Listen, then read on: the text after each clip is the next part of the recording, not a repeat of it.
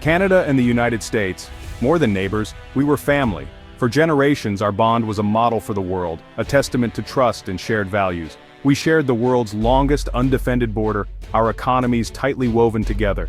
Millions crossed each year for business, family, and friendship, blurring the line between our nations.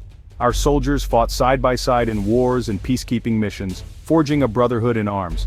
For over a century, this partnership shaped Canadian identity and guided our foreign policy, anchoring us to a powerful ally. But by 2025, cracks had formed, subtle at first, then impossible to ignore. The political winds from Washington grew cold, unsettling every corner of Canada. Decisions made in the US sent shockwaves north, leaving Canadians anxious about what might come next.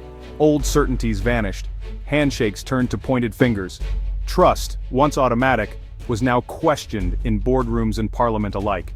The US seemed to look out only for itself, retreating from the spirit of partnership that once defined us. Tariffs on steel and aluminum felt like betrayal, hitting Canadian workers and businesses hard. The economic pain was matched only by the sting of lost friendship. Threats to tear up trade agreements followed, casting doubt on decades of cooperation and shared prosperity. The language became harsher, the friendship transactional. Negotiations grew tense, and public statements were laced with suspicion. Canadians watched, first confused, then deeply concerned. Families and businesses wondered what the future would hold. Was this a passing storm, or the new reality? The uncertainty weighed heavily on the national mood. On July 4, 2025, the feeling was clear. The old relationship was over. The silence at the diplomatic table spoke volumes. The US celebrated its independence from everyone, even us. The absence of the Canadian flag was a message no one could miss. For Canada, it was a reckoning. We faced hard questions about our future and our place in the world. We stood at a crossroads looking south at a partner we barely recognized. The familiar landscape now felt foreign and uncertain. Reliance now felt like vulnerability. The unraveling had happened, and the safety net we once trusted was gone. Canada was forced to see itself and the world in a new light. It was time to rethink alliances and rediscover our own strength. The era of comfortable partnership was gone. The door to the past had closed and nostalgia gave way to resolve. A new chapter was about to begin. Canada would have to chart its own course, facing the dawn with courage and hope.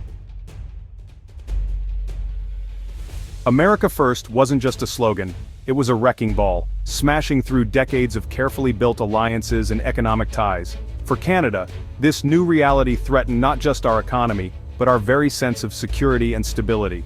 Decades of open access to the US market, our largest trading partner, were suddenly at risk, leaving Canadian exporters and workers on edge.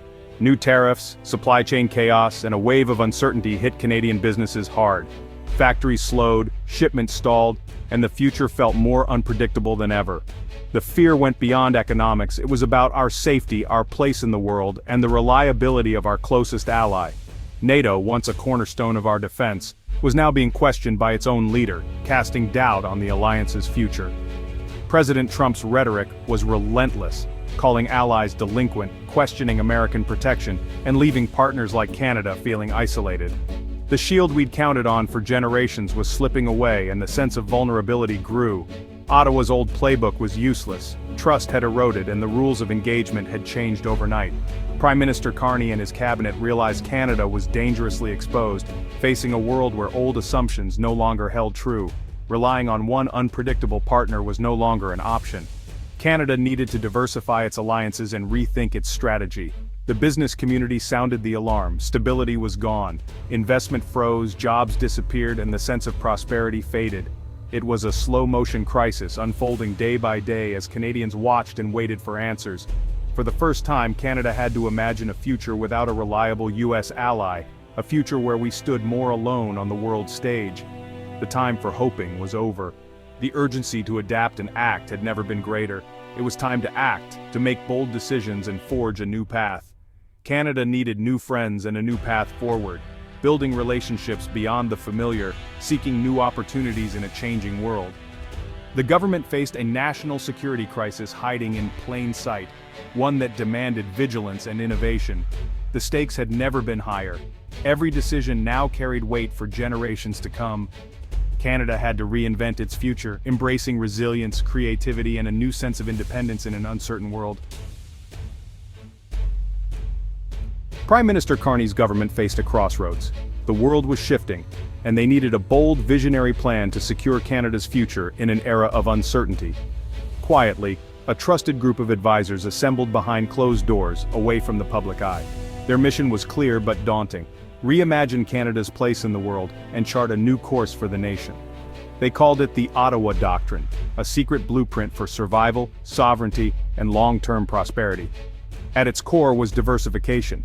No more putting all our eggs in the American basket, no more relying on a single partner for our economic lifeblood. They mapped out Canada's vulnerabilities: trade, technology, defense, and saw the danger of overdependence. The first step was to identify new partners who shared our values and could help us weather global storms.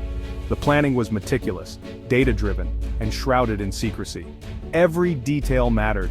Carney demanded rigorous analysis. What if the US imposed massive tariffs overnight? Where could we pivot and how fast? Teams modeled countless scenarios, studied global supply chains, and searched for new markets in Europe, Asia, and beyond. Military planners too looked for new allies to bolster our security and ensure Canada could stand strong on the world stage. This wasn't just about reacting to Trump or any single leader, it was about building a resilient, independent Canada for generations to come. The Ottawa Doctrine was a political gamble, kept tightly under wraps to avoid provoking Washington or alarming the public. Every move was calculated, every statement crafted with precision, knowing the stakes were higher than ever. Canada was ready to steer its own ship through turbulent waters, determined to chart a new destiny, no matter how rough the seas ahead. As Canada searched for new partners, the European Union stood out. The EU shared our values: democracy, multilateralism, and a rules-based order.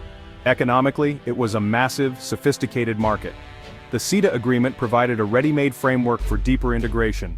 Canadian businesses could pivot to Europe, building new supply chains. Many EU nations were NATO members, sharing our security concerns.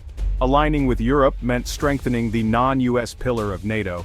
It was a natural fit: shared heritage, mutual respect, and a common vision.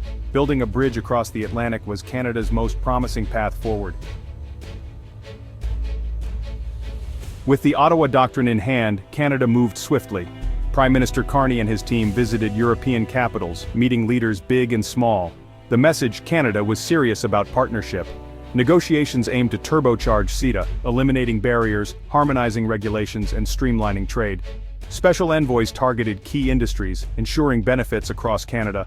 Defense ties deepened. Canada increased its military presence in Latvia and joined more joint exercises. A new intelligence-sharing pact was signed with Brussels. The Canada-EU Strategic Partnership Accord was the result. Far beyond trade, it formalized cooperation on climate, innovation, health, and defense. The signing in Brussels signaled a new power dynamic. Canada was no longer just America's neighbor, it was Europe's North American partner. The alliance was forged through diplomacy, negotiation, and a shared vision. Canada had found a new role on the world stage. The world was watching.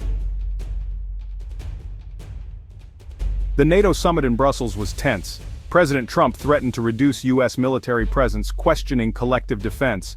Anxiety filled the summit hall. Prime Minister Carney offered a different vision: quiet coalition building, not confrontation. He spoke for a consensus of allies ready for solutions. Carney proposed the Atlantic Security Initiative with the EU, pooling resources for cybersecurity, Arctic surveillance, and rapid response. The conversation shifted from Trump's grievances to Canada's constructive plan. European leaders rallied around the proposal. The summit, once feared to break NATO, became a turning point. Canada emerged as a leader and bridge builder. The alliance found new strength, without relying solely on the US. The Ottawa Doctrine and European alliance brought real change. As US tariffs hit, CETA became Canada's economic lifeline. Steel towns like Hamilton found new markets in Europe, creating jobs and pride. Tech boomed. Canadian startups partnered with European firms, reversing the brain drain. Military cooperation led to new contracts and investments. Intelligence sharing thwarted cyber attacks, making Canadians safer. Canada stepped out of America's shadow, forging its own path. Our products, innovators, and leaders were in demand globally. This wasn't anti-American, it was pro-Canadian.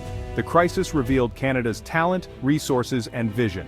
A true Canadian renaissance had begun. The crisis with the US became Canada's catalyst for transformation. We shed our image as a quiet middle power, emerging stronger and more independent. Our economy diversified, our foreign policy guided by our own values. Canada found its voice on the world stage, respected and listened to. We chose diplomacy, collaboration, and bridge building. Canada became a model for others, proving you don't have to be the biggest to have impact. On July 4, 2025, we stood as equals with our neighbors, confident and indispensable. Canada's future had never looked brighter.